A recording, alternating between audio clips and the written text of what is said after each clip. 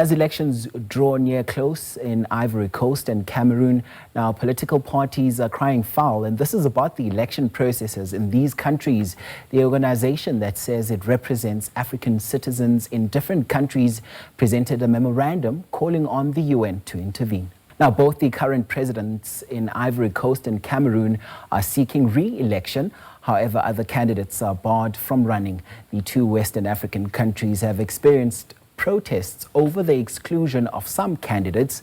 The organization that represents those who are aggrieved in Ivory Coast and Cameroon protested outside the UN offices in Pretoria. They called on the UN to also help African countries, not only focusing on Europe and the Middle East. Today we are here to tell them that enough is enough. We are tired of whatever you guys are doing, because whenever there's a situation in Africa, we don't see United Nations. They cannot be standing when there's a child dying in Gaza, but when a child is dying in Congo, they are not there. When the child died in France, they are there, but when the child died in Ivory Coast, they are not there. When the child died in Poland, they are there, but when the child died in southern Cameroon, they are not there. This is the reason that we are here to tell them that this thing that is happening in Ivory Coast, in Cameroon, they should say a word, because they are Cameroon and Ivory Coast, they are members of United Nations.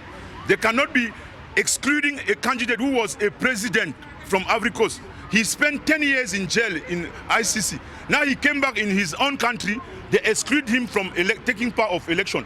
The same thing applied to Cameroon. Kamto Maurice was a candidate in 2018 election. Why now they just decided to push him aside, not to take part of the election? So the reason that we are here to make sure United Nations take his responsibility as a referee in Africa.